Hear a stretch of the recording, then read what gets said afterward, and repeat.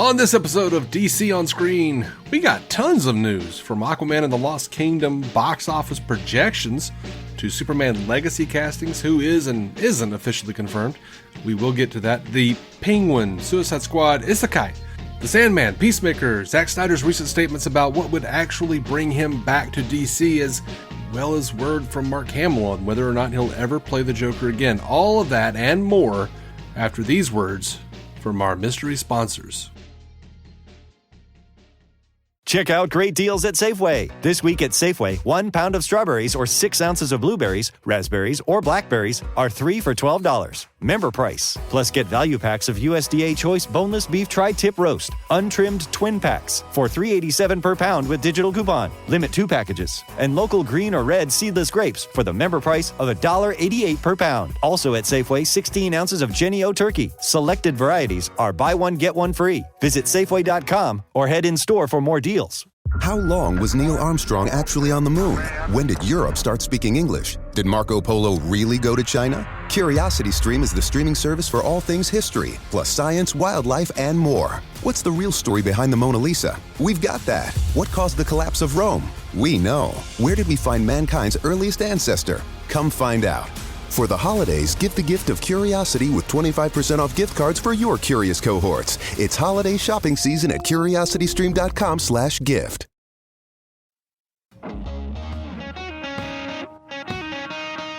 Welcome into DC on Screen, the podcast bringing you news and reviews from the DC multiverse on film and television. I am your host, David C. Robertson. My trusty sidekick Jason is away in Orlando, living it up at Disney. So with me today, dear friend and patron to the show, Effie Oppelders. Good morning. I am not your host, but I'm here, so, you'll have to make do with it. You are my co-host for this week. Yes, you are.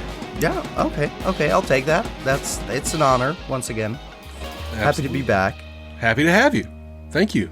And I just heard there's a ton of news, so I'm in for a good one. By the way, thank you for filling in for that layabout. Yeah, Jason Goss. Yeah. How dare he have fun in Florida, I guess. Dare he take his daughter to Disneyland? Disney World. How old is that daughter? Will she even remember Disney World land, whatever? I would say Is it for her? Let's be real. Is it for her? It's definitely not for him. No, that's fair. That's fair. You got me there. Yeah, I'm tempted to say she'll remember, but I don't remember things like that and never really have. I mean, at some point I'll be making these same jokes in a couple years and forget that she's like 10 by then. Yeah. So, I'm trying to aim for this window I still have now that I can more or less make it work, having absolutely forgotten how long it's been. Because I just remember it like the day it was yesterday. Oh, and you guys said he was a dad, and then I congratulated him, and that's the memory I have. I don't know when it happened. Yeah, if I'm going to a place like Disney World, which I've never been, because it's just always seemed like it was torment. It's a lot of people. Now, when I go someplace like that, what I mean is like a county fair. It's got like 15 rides. Same class of park. Yeah. It doesn't matter if it's a class or not. Everything's overpriced. It's hot, and I'm dying. I hurt everywhere. It's the same thing. Yeah. I'd say in your case, just get one of those wheelchairs at the entrance before you set foot in the park, because God, your back will not survive. I mean, God, I'm tempted to get one of those wheelchairs when I go to Walmart. Just to get groceries. I'm just like, that seat looks so good. Just let me sit down. I'm walking and leaning. We have the luxury of standing up sometimes, but still. Yeah. Before we get into it, I do want to thank the patrons. $1 a month gets you every episode ad-free. $5 gets you that, plus any bonus material we may feel inclined to produce, like random Marvel reviews, Comic Castaways, endless conversation with Scott McClellan. Who knows? Patreon.com/DC on Screen if you'd like to throw us a few bones. and help support the show, it is the best way to do so. I've heard, yeah. Yeah. Works out for me, so. Yeah. Thank you, Effie. You're very welcome. There has been a new Marvel movie, so there's something to review. There is, but I am not caught up at all on Marvel. No, I know. And you know why? Because I'm so busy keeping up with DC. There's just so much news. I won't mention Star Trek here. No. That's a side project at best, of course. Yeah. It's totally not a show that you and I both do together. No. Let alone like on the regular and, taking up time that could be going to watching Marvel movies. But let's be honest. Why would we? They've gotten a bit boring. Let's be honest. Yeah, the past couple, like I could probably just we could have a catch-up session after this recording and just bonus material. I catch you up on every bad Marvel movie from the past couple years that you haven't seen, and you can just wait for the good ones to start again. No, you know what? I don't want spoilers. Like, if I'm gonna have to watch it, I at least want to be surprised with how bland it is. But yeah. But I'm really, and I mean, we still differ in opinion on things like Love and Thunder. I think 'cause sometimes I'm like, oh, this is atrocious. This is worse than bland, and you're like, at least it's not bland. It's pretty funny in places, and I'm like, which places? Yeah, I mean, so you could be pleasantly surprised. That movie did have parts that I enjoyed quite a bit, and the ending made me cry like a sad bastard. So, and then made me cry with like my heart full because I was like, they called them Love and Thunder. It was. I'm like, I couldn't emotionally handle having a kid, and that scene is proof. That's evident. Yeah, that makes sense. Yeah. No, I mean, I cried at the Bale thing, but then they got into the Thor being a dad scene, and I was like, nope, I'm done again. Yeah. It's a darn shame. All right. I can't keep the tears flowing. Yeah. So, by the way, I am tremendously sick, and I'm getting better, but you will probably hear me cough because I'm not going to cut it out. Fair. Also, you're telling me this now? Like, dude, are you contagious? What if I get sick? Then you need to look around the Netherlands and figure out who got you sick. That's a good point. I mean, I don't leave my room that often, so I'll probably be fine. You damn shut-in. Says you. Oh, no, you go to Walmart. It's fine. Yeah. Good point. Yeah. I go to the local Ollie's, see if I could find a good $4 comic book. Or graphic novel, I should say. Of course. How dare we call it comics? That would be weird. How terribly jejune. I'm glad you immediately explained what an Ollie's was, because I was definitely blanking. Oh, yeah, no, it's just like a discount place. It's like, hey, we've got overstock. Here's a useful annotated volume of Sandman priced at like $100. Here, $12.99. Get the fuck out. I need a place like that. Why don't we have that shit? I don't know. I mean, we have thrift stores, but I never find comics there. Just, books I don't want to read. Yeah. They have a crazy amount of like $100, $150, dollar priced giant omnibuses of old Silver Age comics, and they'll be like $30, $20. Delightful. Yeah. It's a godsend. It's a balm in this age. Yeah. It's truly why we stay alive. Yeah. I bought a really big box of Fifth Avenue bars, like chocolate bars, Mm-hmm. And normally if you got them at the store, a single bar would be like $2. I got 18 of them for $4. That's a better deal. I take that. Yeah. Let's go. Yeah. Yeah. Me and my wife were very excited. I can only imagine that night at the Robertson Villa. It was truly a feast for all. Honey, I'm home, and guess what I've brought you? No, this was like I saw it at the store, and I called her, and I was like, Girl. That's better. Girl. They've got 18 Fifth Avenue bars for $4. Oh, Lord. Amazing. Let's get into this news here. We do have some news, yeah. We're wasting time. How dare we? Oh, well. It's my show. People are on the edge of their seat already, just waiting for us to get to the news. Yeah, I know. So, look, Warner Brothers, I don't want to like just move past it. I want to acknowledge that Warner Brothers has, through various venues, put out different new trailers for Aquaman and the Lost Kingdom. They're all kind of slightly re-edited versions of the international trailer. Fair enough. I don't care to talk about it, so I'm not gonna, but they're out there if you want to watch the same clips over and over again in different sequences. Yeah, that makes sense. I haven't seen probably most of them, so I'll be fine. I know what I'm getting into later this month. I'll just go see the movie. I'm fine. Yep. And for the 3 people who live in China who listen to this show, Aquaman and the Lost Kingdom comes out on December 20th. God damn. That's so soon. I know. Well, sooner than we're getting it here in the U.S. I don't know about the Netherlands. I haven't double checked. Like, usually it's a day sooner than the U.S. because I tend to get like Wednesday midnight, Thursday premieres, stuff like that. Mm-hmm.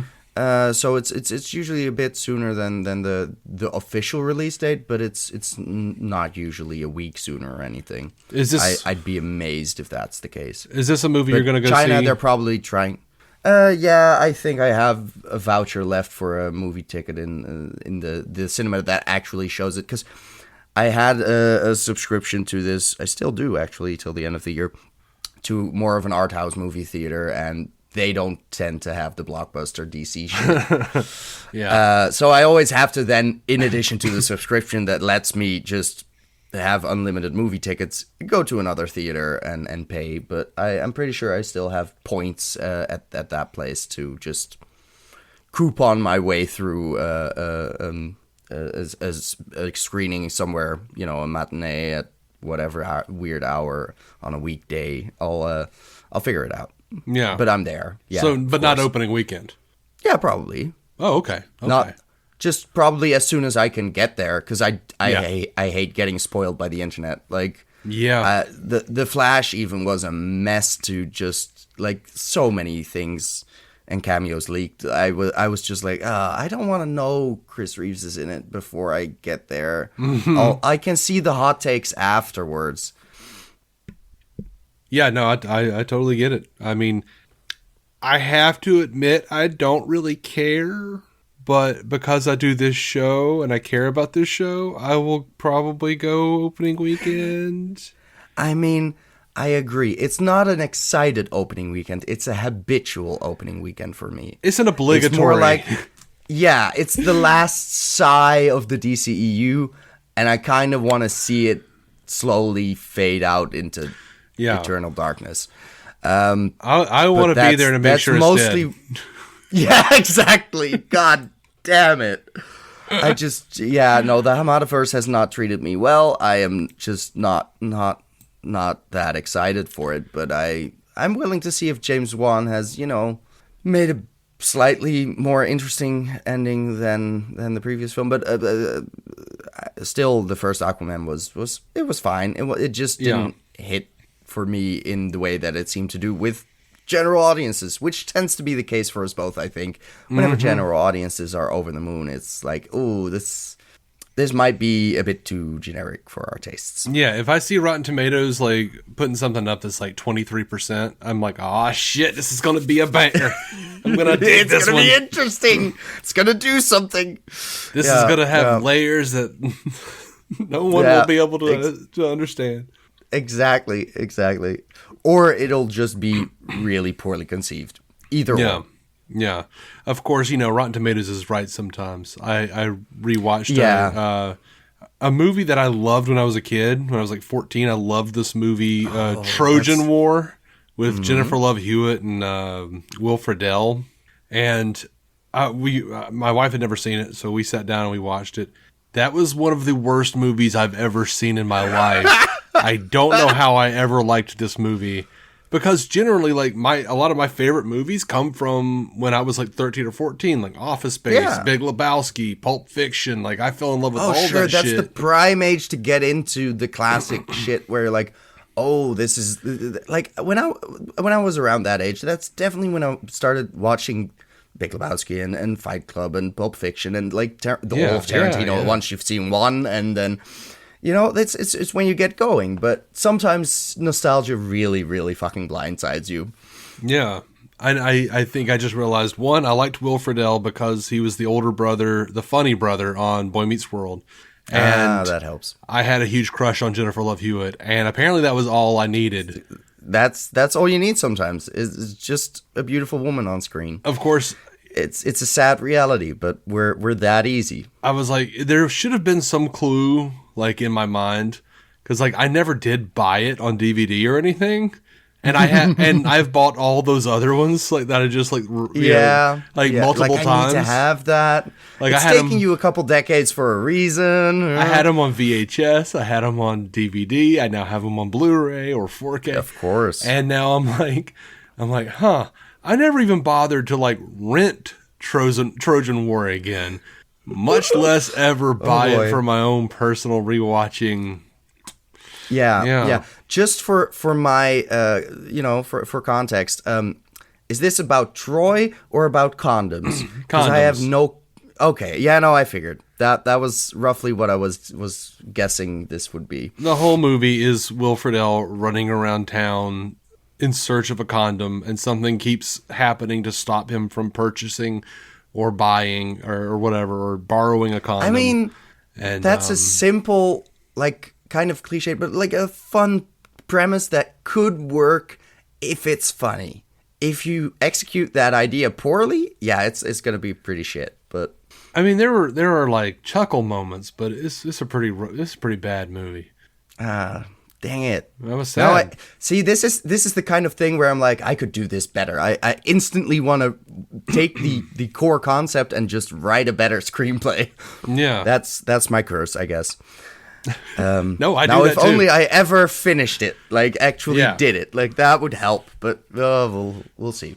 Yeah, it was more like a Trojan quest. There was no war involved. yeah, it's just a sad thing that there's no Trojan quest cliche to reference. Like, it's a dang it. Yeah.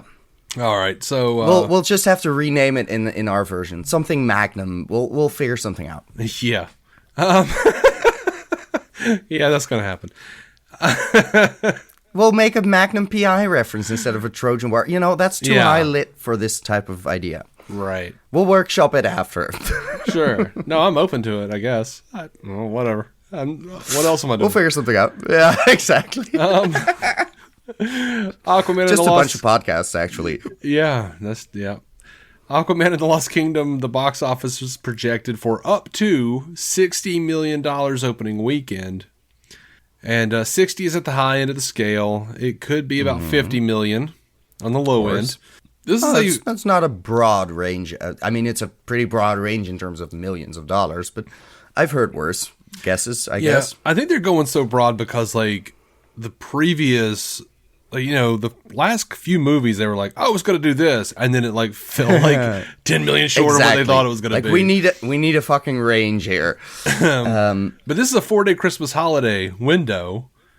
That's true. That's going to stretch the opening weekend in quotation marks. Yeah. Now, but to compare, because I've already seen people being like, oh, that's shit compared to the first Aquaman. The first Aquaman had an opening weekend box office of 67.8 million, and it ultimately huge. No, but it ultimately earned $1.152 billion at the box office. Exactly. It won't. The thing was, it had legs. Yeah, no, it probably won't. Like, what else is coming out this Christmas season? Like, what is it competing with a couple weeks in? The last one just had the luxury of a really long run. Yeah, I don't know, but I don't think there's much because I keep seeing headlines about movie theater owners being worried that Aquaman and the Lost Kingdom is going to be like the majority of their money for the holiday season. So, oh no. They're like, oh, we know this isn't gonna sell like the first one did. Shit.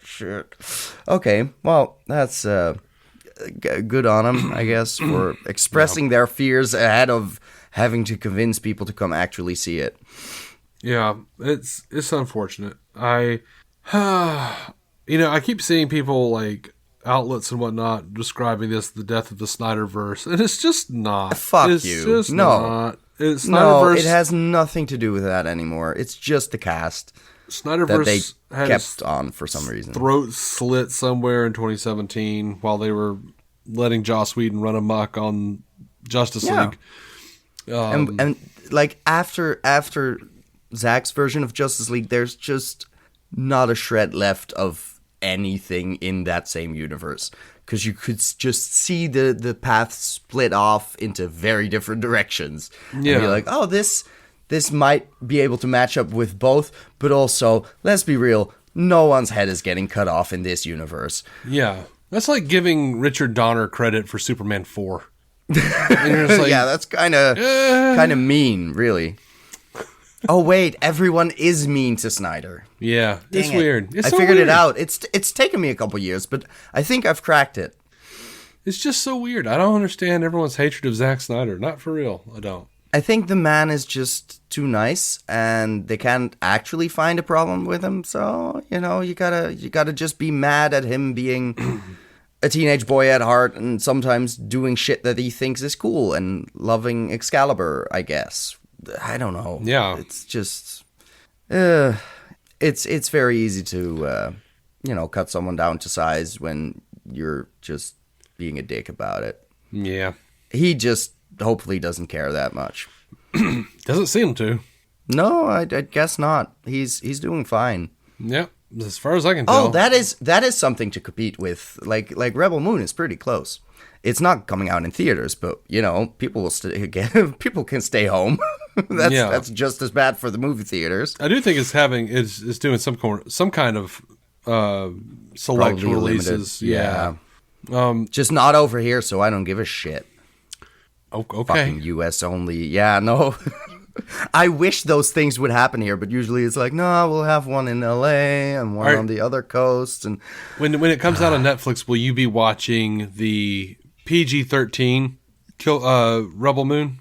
I'm sorry, there's a PG-13 cut and an R cut? They are going to release a PG-13 cut initially, and then they're going to release a full-blown R-rated Zack Snyder's cut of Rebel Moon.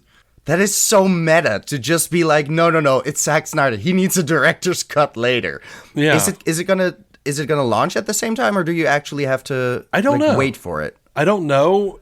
Like, if they put both up at the same time, I'm watching the Zack version, of course. Right, I'm watching of the course. R-rated shit. If the Zack version comes, because they're both Zack versions. Like, he's still happy with the theatrical. Yeah, he's quote unquote. not gonna. Yeah. But he said Netflix was actually really excited about the idea of doing like a separate cut that was just like everything he wanted to throw in.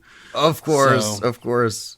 I mean, if there's a time difference, I'll watch both probably. I'll probably watch both regardless, because it's sort of reliving the BVS days of like, oh my god, there's more, Yeah. we're gonna see more, and that also hypes the excitement for having an extended cut and more stuff in it.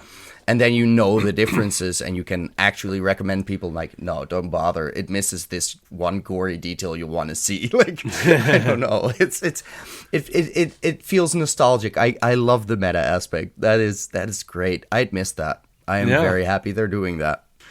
Also for the 13-year-olds that'll get fucked otherwise, but like, they need this in their lives. So because I've decided to just start doing this show as close as I can to what's coming out chronologically, just slowly trying to transition this show into what will be James Gunn's DC Studios, where TV and animation, all that shit's pretty well same connected. Yeah. So this is not connected as far as I can tell to anything, but Suicide Squad Isekai. Have you you saw the trailer? I you sent it to me. I had completely missed it. It looks pretty much like an anime. Isekai, I don't know what it's a reference to, because it seems like an established world of some kind. It feels like a crossover thing. It's not. Isekai is a genre that has emerged. Oh, sure. Isekai is a genre. Isekai means another world. And another world is a genre that has emerged in anime recently over the last few years. Not just anime, manga, and, whatnot. Of course. But where it usually features a character or characters going to another world on a quest to do X, Y, or Z. And, it's become very popular, apparently. I had to look all this up. Yeah, of course. This is from Wit Studio, and they're the production house responsible for Rankings of Kings, Spy X Family, and the first 3 seasons of Attack on Titan. So apparently people are very excited about this, and I can imagine. You can look at the trailer and see it's got Harley Quinn, Deadshot, King Shark, Clayface, Peacemaker, Amanda Waller. I will post the if you look down in the show notes, the YouTube link to go check it out will be there. So give it a look. It looks weird and fun and like very anime, but it looks pretty as hell. Like it is very well made. It just has to be kind of your genre. Yeah. And good to have learned something about, well, the Japanese equivalent of multiverse stories. They're popular now. Good. Yeah. Okay. Different worlds. Good shit. But here it's like more of like a fantasy world. It looks like it's a very different type of other world. So that's why I guess like is this something I should know or but no, if it's just random floaty world, we'll see. Yeah, it's just a genre. Yeah. Cool. I'm interested to see what they came up with. Like Attack on Titan has a good reputation, so I'm curious. Again, I mean, I didn't finish Batman Ninja, I think, so. Well, Batman Ninja was kind of awful. Yeah, no one liked it. I remember.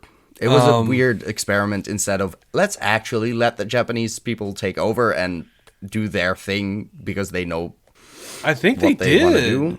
I mean, to an extent, but they just sort of leaned a weird direction. I don't know. I feel like you just defined anime. I mean, I did, didn't I? No, what I mean to say is I think that one was trying to do something very like, oh, let's make it more so Japanese in the sense that we want the cultural heritage to sort of be the blend we're toying with. And this feels more like let's just grab the DC shit and put it in the context of an anime. I think the kind of thing I would rather see is... That one felt like pandering in a sense of like, oh, we're doing this a little bit, one-off Japanese thing. And now it's like, oh no, we're just handing the keys to anime writers and letting them do anime things. Not that the other one wasn't, but it kind of felt more corporate. Yeah, I don't know. I don't know. I kind of feel like what I want to see out of like a Batman anime or a DC anime or anything like that is like take the essence of the characters. Yeah. Show me that with that culture. Like instead of, don't take them out of Gotham and throw them into feudal Japan. Like have it be like, here's feudal Japan and, here's a guy who becomes Batman. And there's a guy who is the Joker, and there's whatever. If you're gonna do it, I would like to see it like make it Neo Tokyo instead of Gotham, whatever you want to do. Right. But build something that is more Elseworlds in a weird way instead of just slapping it together and making them the same exact characters supposedly, but you don't recognize shit on either side. Yeah, It was a decision at some point. Someone made it. Let's do Baby Kal-El lands in Okinawa instead of Kansas. Let's see how that works. The Red Sun, but like further east. It could be. Yeah. I don't know. It could be interesting. I had an idea like that recently, but okay, we'll get on with it. It was an interesting trailer. It looked cool. I'm always happy to see Harley. It did. And it was very much like I just seeing Peacekeeper there was like okay, this is post-gun. We get it. Yeah. It's more the Suicide Squad than in tone and in characterization of King Shark and stuff like that. Like, I recognize some stuff. It's not as extreme, but it's there. Well, you know, the thing about Peacemaker is Gunn basically just like took that design straight out of the old comics. So, I mean, no, that's I just mean purely Peacemaker. No, I know. I mean, purely the inclusion of that character. Yeah. Probably wouldn't have been there if Gunn hadn't included him.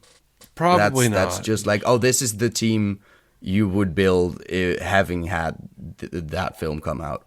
King Shark, though, is pretty standardly in the Suicide Squad. No. I mean, no, in terms of Peacekeeper, that's just being there. In terms of King Shark, it was just the slight goofiness of the om nom nom and laying down, and like there was something in there where I'm like, oh, I can see this going a similar route. Yeah, it's not the hammerhead shark being just vicious. There is a sort of silliness in there. I mean, I have to say goofy. My favorite King Shark is Ron Funches from the Harley Quinn animated series. Oh yeah, but that's just a high bar to clear. I get that. That's a different kind of silly. That is just that show is delightful. Yeah, there's a bar for real. Yeah. The Penguin, Colin Farrell's Penguin show, restarted the week after Thanksgiving, so they're in production now. Fun stuff. Hey, happy Thanksgiving. Sandman Season 2 has resumed production at Netflix. Yes, I saw Neil's tweets and whatever else he posted. Yeah, I'm very excited. Cool. I'm very excited. So am I. Oh, we're there. Crisis. Day one. Justice League Crisis on Infinite Earths. They released a trailer for the animated trilogy coming soon in 2024, beginning in 2024. They released this trailer. What did you think of this? It's a tease. Like it's cool. I recognize the aspect that I would expect in a Crisis on Infinite Earths. It is the style I really like from the Tomorrowverse. I'll see. I'll wait and see because I don't know exactly like how we're gonna get there. I'm excited that it's a trilogy for the first time. They'll probably slap it together and sell it as a really long movie again, just to give you two discs. But 10 minutes more footage. Exactly. I'm excited. I figured this was coming purely based on the ending of the last thing they put out, which I'm suddenly forgetting because it was a very haphazard ending. I felt that one was a weird installment because it was very, we don't know where we are for like 3 stories, and then suddenly the twist that they're needed for a crisis event. And I was like, God, this they could have had a better lead in. Just, whew. It feels like they're getting to this a little quickly. Yeah. I thought they'd be building up to it more. Like, I get that they want to do it, like they really want to do it, but boy, am I sad because the last one just wasn't up to snuff. No. I really like the DC AMU or whatever it's called. I really like the Tomorrowverse continuation, but I would have expected this indeed in a couple more films. Yeah. Because I feel like there's a bunch of characters in this trailer that you don't really know much about yet. Mm-hmm. I saw this trailer and I was excited for a lot of the imagery, very Crisis on Infinite Earths imagery. Oh, look at that. But at the same time, like I had this thing in my brain where I'm like, I don't like these character designs and I'm not crazy about the Tomorrowverse animation. So Okay. Yeah, it looks stiff to me. A bit, I get that. I do like just the thicker outline, the thinner inside lines. I enjoy that aesthetic. It really depends on how it moves, because some scenes are definitely better than others, and sometimes it is a little stiff. But it is a stylistic choice at least, and that makes it less just bland to me. And I other than liking it on a personal level, I think it will be more accessible in a way, because I know I've definitely been standing in a bookstore, opened Crisis on Infinite Earths, and been like, this art style is not what modern comics look like, and I'm not sure I'll get through it. So that is, for me, it'll be a nice deeper dive than I've had before, because I know vaguely what happens in Crisis on Infinite Earths, but I haven't actually read the entire run. Because, it's hard to get through. Maybe even if they recolored it, I'd be happier.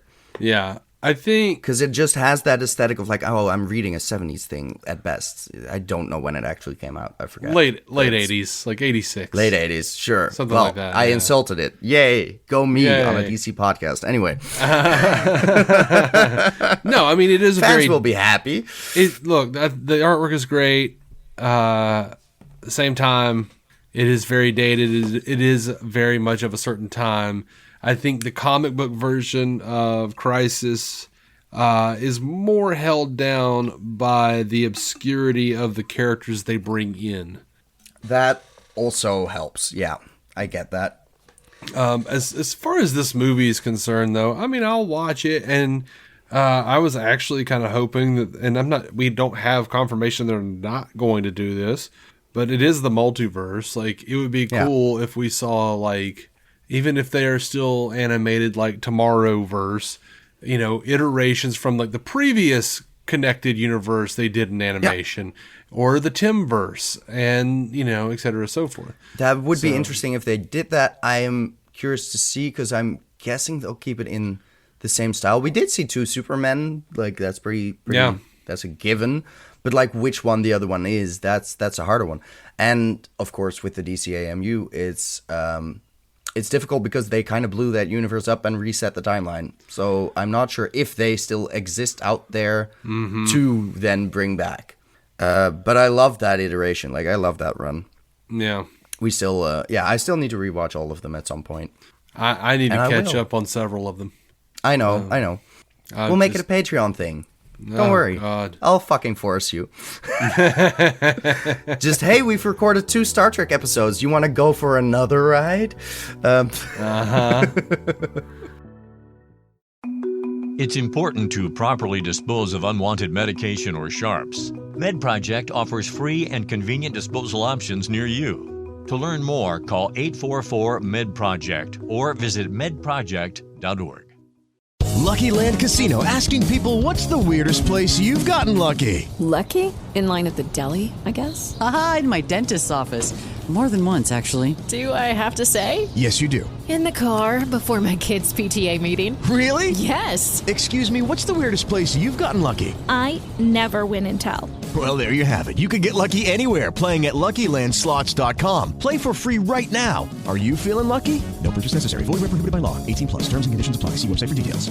Judy was boring. Hello. Then Judy discovered ChumbaCasino.com. It's my little escape. Now Judy's the life of the party. Oh, baby, mama's bringing home the bacon. Whoa, take it easy, Judy. The Chumba life is for everybody. So go to ChumbaCasino.com and play over 100 casino-style games. Join today and play for free for your chance to redeem some serious prizes.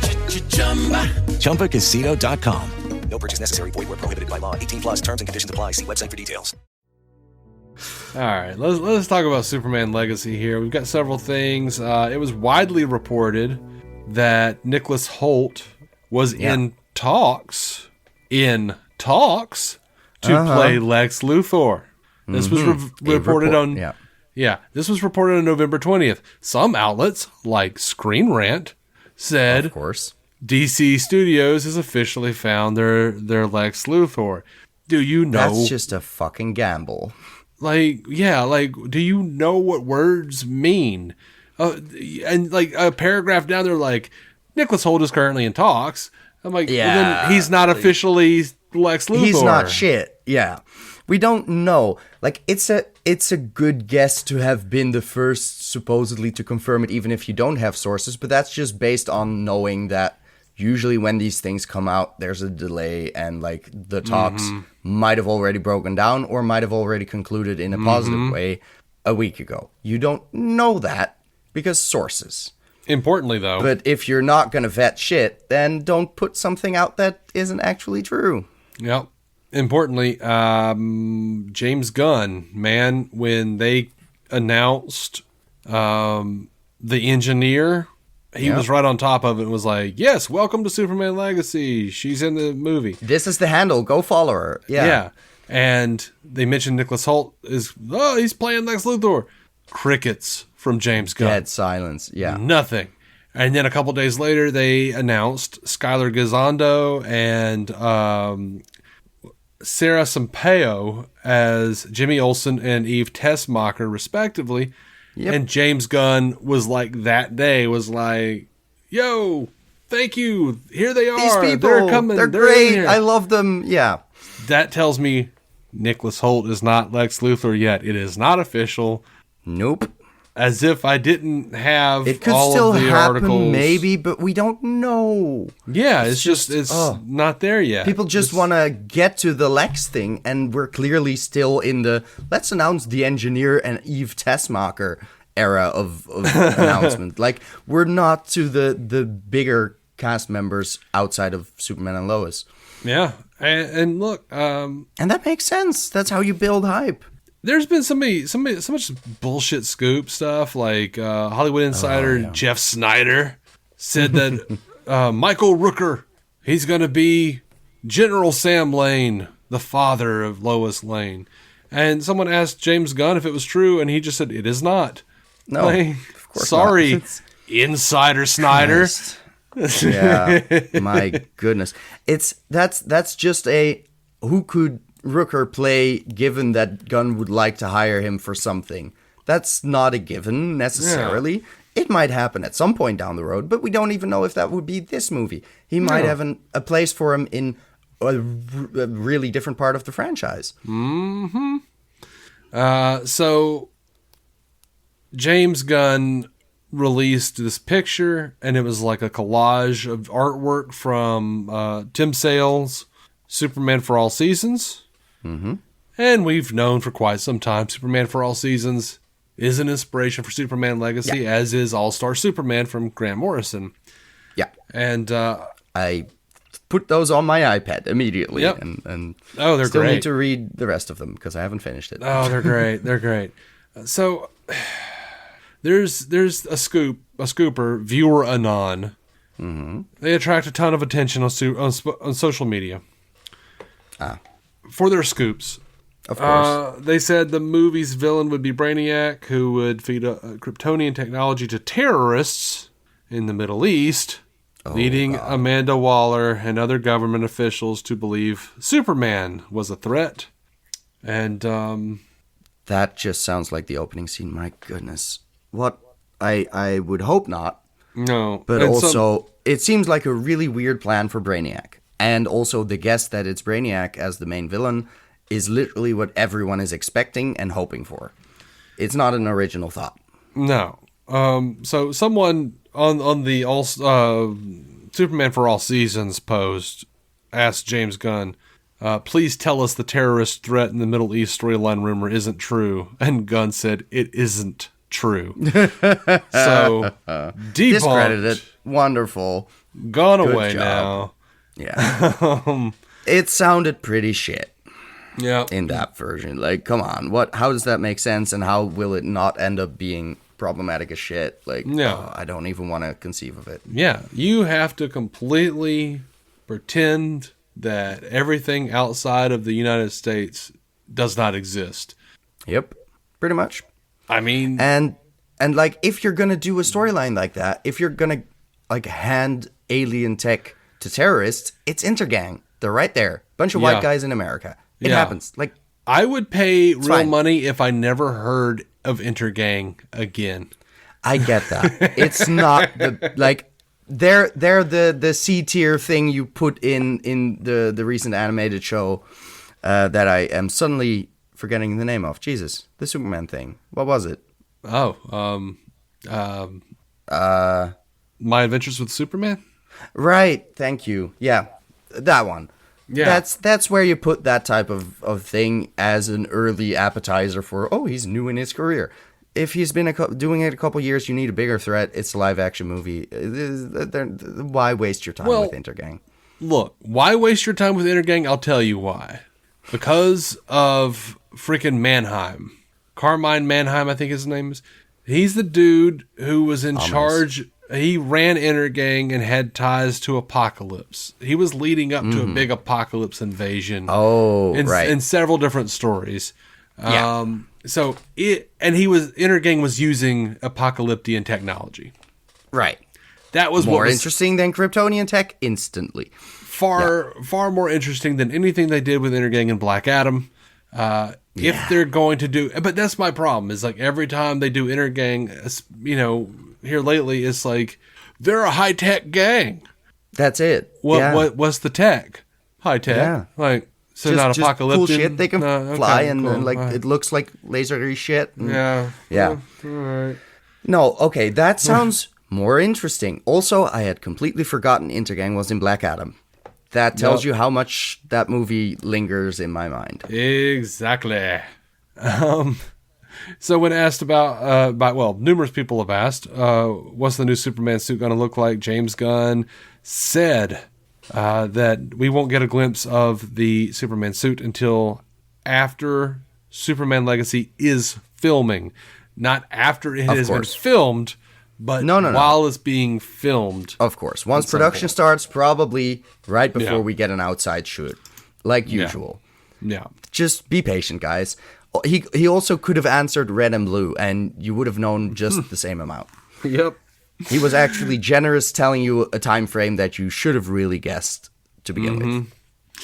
There's been a recent rumor that the show Waller has been canceled. Oh. A few people have asked Gunn about that. He said, it's bullshit. Waller is still being written by Crystal and Jeremy. That makes sense. He's recently told a fan that he is currently writing Peacemaker Season 2. He said, I'm heading upstairs to continue writing the series right now. Good on him. They've asked, when will we get a Batman casting announcement? Gunn says, we don't even have a script yet. Yeah, exactly. So, like, we barely have a director. Like, why would we be casting for a story we don't have? They might not have a director. He's not prioritizing it.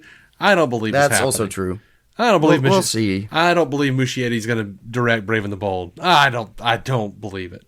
I haven't kept up with it. I just heard it was announced, and like we'll see. I'll believe it when I hear it again. But like it's a couple years away anyway. Like we're actually working on the first movie. Why would we jump ahead to like 3 movies down the road? It's going to take a couple years. Yeah, I can't remember if we talked about it on this show. Or just if so, I've forgotten it. Or if it was just me and Jason talking about it in our real life. But that happens. there was like an announcement that like, Muschietti is prioritizing another project before they worry about Brave and the Bold. So it's going to be a few years. And to me, it was just like if the bell cannot be unrung. I was like, yeah. I saw how poorly The Flash did. Yeah. And then that statement, I'm like, oh yeah, he's not directing Brave and the Bold. No, he's trying to keep his career alive. Yeah. Yeah, he's done. He's not doing Brave and the Bold. I'll bet you anything. Yeah. Okay, fair enough. And by anything, I can see that. I have a couple of buttons floating around here. Oh, that's cool. Yeah, no, I'll take a button. It'll be not much of a consolation, but sure. They're 3 holders. Ooh. Fancy. So on to WBT. It was hot.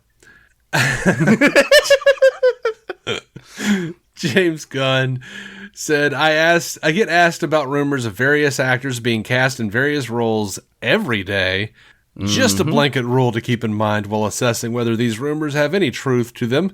99% of the time, they're false. We are never going to cast roles without scripts. Yeah, go figure. Boom. There it is. So, moving on down the line, Hollywood Reporter talked to Zack Snyder. Talking about Rebel Moon. Of course. And his press rounds. Yeah, of course. And so a few interesting things. One, he did confirm what everyone called James Gunn a liar about. They did have a conversation. He did tell him, whatever you want to do, go ahead and do it, and I hope it works. And, he did say, James is a great guy, all this stuff. Of course, other Snyder fans are like, no, Zack is lying here. James was lying, and Zack Snyder's just such a classy guy. He backed him up. Get on, the y'all. fuck out. They're buddies. They've known each other for years. Of course they fucking talked. How comes Razor, man? Like, yeah, just don't overcomplicate the conspiracy. It's Jesus. They're just a couple of people doing their jobs, and one of them got fucked and the other one got promoted, you know? Yeah. I mean, at this point, you guys are putting so much tinfoil on your heads, you might as well be bots. Speaking of that. Well played. Yeah. Speaking of that, they asked Snyder, about the the accusations, the reports that it looked like 13% of the Snyder Cut people were bots. And Zack said, the truth is, it doesn't matter. The movie got made. If they were smart enough to employ bots in this thing, then they won. That movie has no business existing, and it does. Yeah. That is absolutely true. And also, let's be real, only 13%? Like, do we remember what the internet was like when we were all just spamming the shit out of everyone with release the Snyder Cut? Yeah. Because, like, even just 85%, 87, that's a lot of fucking people still. It is. Who, like, those tweets were still, there were so many. Yeah. I contributed myself. Like, there were a lot of fucking people. It was a good time to be alive, especially because we won. But still, yeah, we won and we lost because we're not gonna get a follow up. No, probably not. We won the battle, lost the war. That's kind of where it went. Yeah, but there was no chance of winning the war anyway. So really, we'll take what we can get. Yep. And Zack Snyder did say, and this does seem to confirm that he's never going back to proper Snyderverse. He said what would bring him back would be a true representation of the graphic novel The Dark Knight Returns. He did not mention... Now, I mean, fairly recently, he did say if they, gave him a blank check and said, do your Snyderverse continuation, finish it up. Yeah. He said he'd be very tempted and he would probably do that. But, right now he's talking about, a true representation of The Dark Knight Returns. And honestly, it sounds like he's really busy and happy over at Netflix doing his Rebel Moon shit. Of course. He's doing his thing. And we'll see if it ever happens. But yeah, an Elseworlds one-off Snyder DKR, like that's not bad shit. Like, no. I'm there. Yeah, I'm there for day one. I'm there, like, dick out. It's just unlikely for the foreseeable future because it is quite close to a lot of things he implemented into the BVS, but that's because he loves that book. Yeah. And most people do. It's just very, very fucking influential. Mm-hmm. I'm rereading it at the moment because I still haven't read DK3 and I don't know if it's any good, but I'll get there. Because I don't remember what happens in Strikes Again, so I figured I might as well reread all of it. Was DK3 Master Race, or was that the next one? It is the Master Race? Yeah. That's solid. Azzarello. Yeah, I've heard. I figured, because they, gave Miller a babysitter. Yeah. And a good one, so, yeah. He's still solid as hell when he wants to be. Oh, of course. But he's also had some misses, and that's fine. Yeah. It happens. Like, I remember enjoying Strikes Again for what it was, just knowing it wouldn't be DKR, because duh. Yeah. 4 is the golden child, right? Probably, yeah. 4 is the golden child, yeah. Okay. Maybe I've read the Master Race and I haven't read Golden Child. Anyways, I've put all of them on there. I'll finish them. Oh, fair enough. As long as I know what I'm reading, it's fine. Yeah. It's one of those where, like, Dark Knight Returns is so seminal, is so important. I've read it so many times. I know exactly what that is. DK2 was so bad and so disappointing.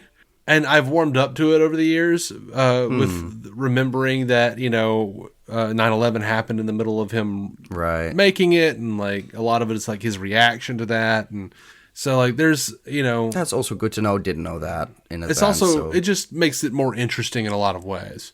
Sure. But then it starts getting real fuzzy for me. And I'm like, what happened in Gold? Wait, what was it? I can't yeah, remember. but they're just not as old yet. Like you haven't had the decades with them to reread them, so you'll figure it out. Right. All right. So in a recent interview with The Hollywood Reporter, the Netflix head of film Scott Stuber addressed the possibility of continuing the Snyderverse, and he said that's always tricky because you don't own it. Yeah. Licensing is a complicated fucking thing. He said there's a chance that Snyder's DC movies could be licensed over to Netflix. He says, obviously, we would like to license it at some point. We'd love to have it on so that fans can experience more Zack. The more Zack we have, the better we are. Aww. But that doesn't mean a continuation. Like, that doesn't mean they're going to pay him to make more DC movies. It just means the licensing deal we've already discussed, right? Like, they already have the DC shit now, so even the bad ones. Yeah. Well, they don't have Zack Snyder's Justice League. They don't have the Ultimate Edition of BVS. Right. I forgot about that. Yeah, fair enough. Yeah. So finally, I hope we can find something to talk about outside of this because it's kind of a sad thing. Oh, no. During an appearance at Fan Expo San Francisco, Mark Hamill told fans that his version of Joker will have to live on in their memories. He said, without Batman, crime has no punchline. Oh, the motherfucker had worked on that line to use it once he'd be asked. Yeah. I saw this show up, and it's sad. Do we have an in memoriam for Hamill, even though he isn't dead yet? Like, do we? Yeah. I don't know. It's sad, but I get that he wouldn't want to do it without Conroy anymore. Like, they've done it for 20 years or some shit. Like, longer than that. Yeah. Yeah. No, I can't count. I forget when he died. It's recently, but it was very recently. Maths. Yeah. And they had off and on come back and done it together. Yeah. They did, in 92, they started with Batman the Animated 92? Series. Oh, right. Jesus. 92 through... Somehow I always keep thinking BTAS is slightly older, a little younger, basically, slightly later in time. But it is 92. Christ, yeah. I forgot about that. It is. So that's a long time. I can't remember That's almost 30 years. Jesus. Yeah. From there through the end of Justice League Unlimited, and then they came back for the Arkham games together. Yeah. And then they... Which they finally came out on Nintendo Switch, which I'm very happy with because I've owned them on Steam, but also I haven't really played them on Steam because it turns out I didn't like PC gaming, and then I bought a Mac. Yeah. So that happens too. Give me a controller, I'll be fine. Yeah. Well, you can get like a controller that just plugs into your PC, and it feels I know, but at that time I got rid of the PC that could really handle it well, and it's a long story. I'm just very happy to have it on a console for once. I understand. And a trilogy for the price of a regular game, so I'm good with that. Yeah. Do you remember where Hamill's that quote came from? Without Batman, crime has no punchline. I'm blanking. How dare you ask me trivia? I'm just curious. Like, it's a well-worn Hamill Joker quote from an episode called "The Man Who Killed Batman."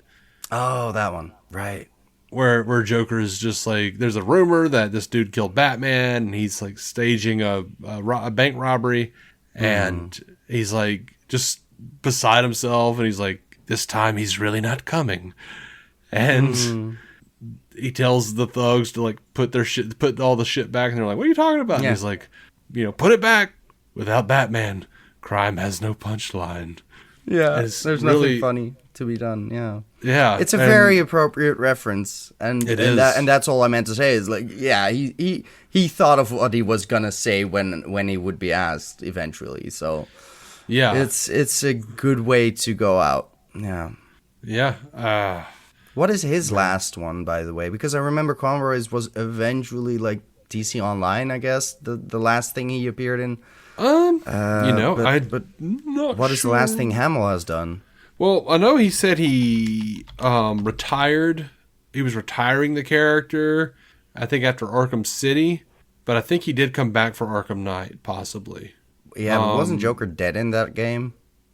Yes, maybe, but maybe in a Arkham, flashback or some shit. No. In Arkham Knight, Joker was a part of Batman's brain. Like some sort of part of the psychosis or something. Yeah, because of the Venom bullshit. Yeah, sure. Yeah. So, I'll have to look at, I'm trying to find it. What his I want to say his last one was Killing Joke. Because really nothing since then? Because I do remember them, reuniting, and that's why we were excited, and then we saw the script was kind of, shit. But that's just the first few minutes of it. Just the first half hour of it. Yeah. Well, that wasn't really even part of the Killing Joke anyway. No, it wasn't. But why? Some bullshit. Like, if they were going to add some bullshit to it, like, write something better. I know, Damn it. right? I was fine with most of it. It was just the part where Batman and Batgirl started having sex, and it was weird. Exactly. It's the setup that's just really fucking weird. Whereas, like, yeah, all of the Killing Joke stuff works, but why would you, like, have a prologue that's just yeah. So just sets it up weirdly. It looks like Hamill's final Joker bit was from Justice League Action. Oh, of course. That was fun. That show that ran from 2016 to 2018. Was it that long? Jesus. I just thought that was like one season of 50 episodes or some shit. Like one for every week of the year, and that was it. I don't think they ever continued, right? Maybe it was just a long production line. Yep, no. Before that, it was... I remember binging it. It was a fun, like, Christmas vacation type over the break. I think I watched all of it. And, like, they were short. They were fun. Yeah. Makes sense. Batman Arkham VR is the next thing. Oh, right. I forgot that was a thing. Yeah. And then before that was Batman the Killing Joke. Right. So, yeah. There you go. I mean, yeah. He's done a lot for the character. Oh, God. He is the character. Yeah, pretty much. In so many ways. Sometimes I forget he's also Luke Skywalker, but that's, another... Yeah. I will remember... I legitimately think I heard his name first in the DC context before I ever got into anything Star Wars. But me too. Yeah. Me too. Yeah, I was it's just the way it's supposed to go. Yeah. No, I mean, it was like a thing where I was just like, I was obsessed with Batman the Animated Series in 92, 93, 94. Like, I was just like all about it.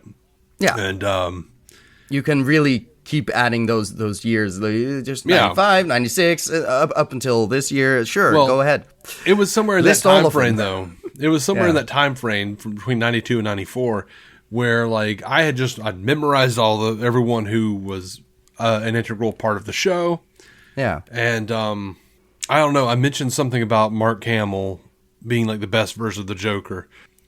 And my aunt, who grew up with Star Wars, was just like... She was like, what? And I was like, the Joker is Mark Hamill on Batman the Animated Series. And she was like, no, it's not. I was like, what do you mean? Look it up on the non-existent internet. Yeah, I was like, go to the library. Well, no, luckily I had like an issue of this Superman Batman magazine they used to put out. Ah, clever. And they would do like articles about, at the time, like Superman and Lois, Dean Cain, Terry Hatcher. Yeah. But they would also like do a lot of interviews and conversations and stuff about Batman the Animated Series. Yeah. And I was like, yeah, this guy, Mark Hamill. And she was like, he's in Star Wars. He's doing the Joker on a cartoon now? Yeah, because, he was in Star Wars, meaning after that, his career sort of disappeared. Yeah. And I was like, what? Star Wars is over. Yeah. Like, the man needs to work. I was like, he's an actor. He does other things. Yeah, and like being cast in a really prominent role always tends to work against you in if you're not already a big name. Yeah. And I had no idea. I didn't know anything about Star Wars. No, exactly. Like he basically at that time had the same options Daniel Radcliffe and Pattinson had. Like, just do weird tiny movies if you want to keep this going. Mm-hmm. And apparently voice acting, because the man is good at it. He's very good at it. Yeah, very, very insane. But I think like one of the things he did before Batman the Animated Series. Well, I mean, he had done a few things, but the most Joker-esque thing he had done was be the 1990 Flash show where he played the Trickster. Right. Yes. Oh, I've seen clips of that. Yeah. Delightful. Yeah. And he very much sounds like the Joker in some places. Of course. That was an audition tape, man. Oh. Yeah. And I love that he continued playing the Trickster on the CW Flash show. Yeah, he came back for that. That was so fun. Yeah. I thought that what they did with that was pretty brilliant. Like when they first brought him in and they showed basically behind the scenes footage and stills of him as the Trickster on that old show. But he wasn't taken in by the Flash because there wasn't a Flash then in this universe. Clever. Yeah. But then to have him come back as his current age Trickster and then even have his hench lady or whatever her name was. I can't remember what was her name. I honestly wouldn't know. Prank. Of course. Yeah, to have her come back too, and it was just a mighty chef's kiss. Glory days. I get that. Anywho, that's all the news I have. How are you feeling? I'm feeling pretty good. I don't think I have any news. Like, this isn't a podcast about my life. Well, it can be. Yeah, if I get cast in Superman Legacy, I guess, but... Yeah, that's right. It's the only way I'll make it onto this new segment.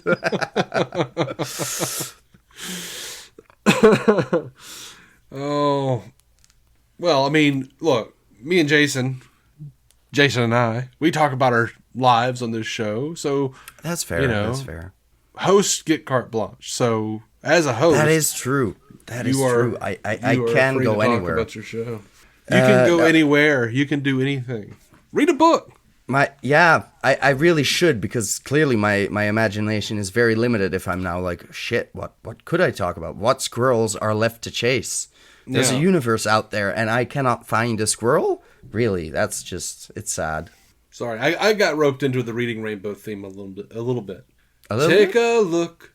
It's in a book, Reading Rainbow. Fair enough. That's where your brain can go sometimes. It's not a thing I'm familiar with necessarily, but it was a beautiful I've heard show. of the term, but I hadn't seen I haven't heard the theme song. I guess I've heard Reading Rainbow, but that's about all I know. Yeah, that show was fantastic, and LeVar Burton. Beautiful man. Oh, I do know him because that makes sense because he had the masterclass related to where he did have the big book. So that was a reference clearly to something, but I didn't realize those two were connected. That makes sense. Yeah. I've learned something today. Oh wait, if you liked us talking together, there's another podcast that actually always has both of us, unless it's an episode that I'm not on, but that's not interesting. That's for modern Star Trek. But yeah, go listen to the Star Trek Universe podcast. That is where you'll find more of me on the internets and on Instagram, I guess. But you can find me through you'll promote the show. It'll be fine. They'll find me. I've lost all control of this show. Oh, I'm well aware. You made me co-host. It is your fault. You set this up from the beginning. Yeah, that's true. All right, we're going to go. Thank you, Effie, for being on the show. This sounds very genuine at this point. How dare you? Hey, you know what? Effie? It is absolutely genuine. I love you. I love you being here. Likewise. And I'm very thankful that you're filling in for that ne'er-do-well Goss. He'll be back someday. He will. He'll scratch his ass, and somewhere in that mind of his, he'll be like, "Oh, I have a DC podcast with Dave." Hopefully, he'll remember by then. Yes, that would be lovely. Yeah, and it's not like I enjoy filling in, but I also enjoy listening to the show without having been on the show. So yeah, it's kind of a bind I'm in here. Yeah. And by the way, I'm not dissing on Jason. His scratching his ass doesn't mean that it triggers something in his brain because his ass is so close to his brain or something like that. No, it's just itchy. He'll feel like a little rising or something, and he'll be like, "Oh, Dave." Yeah, that makes sense. Like the ass That's how it goes. will remind him of me.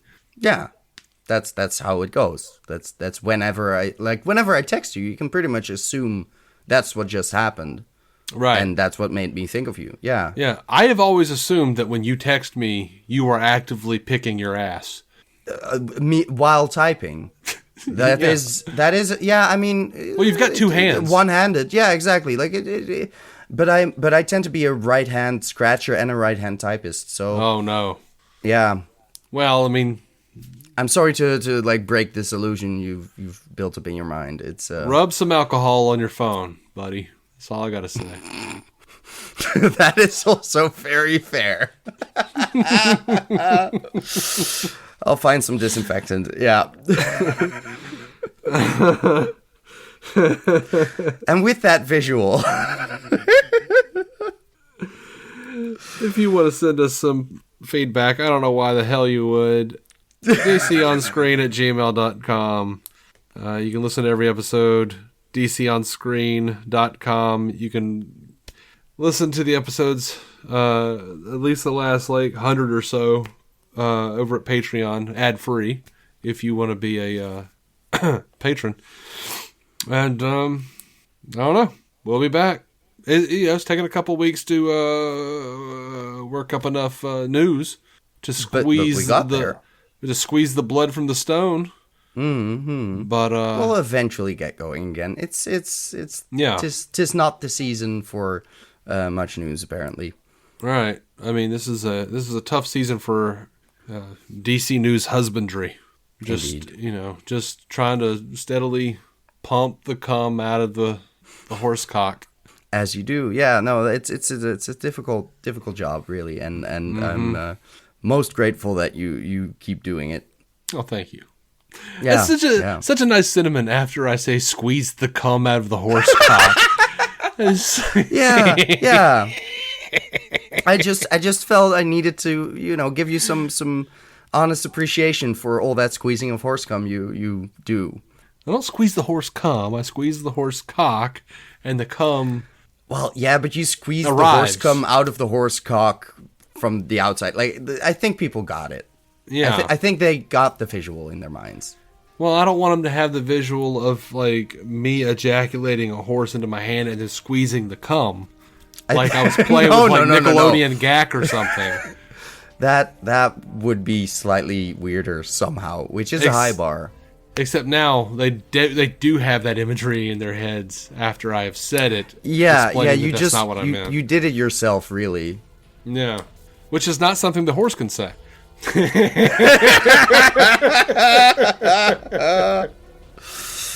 done, y'all. Bye. We are. Bye-bye. Keep some DC on your screen. Hey, thanks for listening to DC on Screen. Our theme song is by Jason Goss and Michael Shackelford of Galactic Engineers. The incidental music is by Michael Shackelford and Kevin MacLeod. You can rate the show on Spotify or rate and review us on Apple Podcasts. Doing that really helps push our show to new listeners, so your help would be much appreciated. You can also contact the show at DC On Screen on Twitter, Instagram, and Facebook, or email us at dconscreen@gmail.com. To become a patron and get ad-free episodes and exclusive content, go to patreon.com/DCOnScreen. Your reviews and feedback may end up on a future episode of DC On Screen. DC On Screen is a production of Maladjusted.tv in association with Stranded Panda. If you haven't already, please be sure to subscribe on Apple Podcasts, Spotify, or whatever damn platform you use. Are you maladjusted? Hello, it is Ryan, and we could all use an extra bright spot in our day, couldn't we? Just to make up for things like sitting in traffic, doing the dishes, counting your steps, all the mundane stuff. That is why I'm such a big fan of Chumba Casino. Chumba Casino has all your favorite social casino-style games that you can play for free anytime, anywhere with daily bonuses. That should brighten your day a little. Actually, a lot. So sign up now at ChumbaCasino.com. That's ChumbaCasino.com. No purchase necessary. VGW Group. Void where prohibited by law. See terms and conditions. 18+.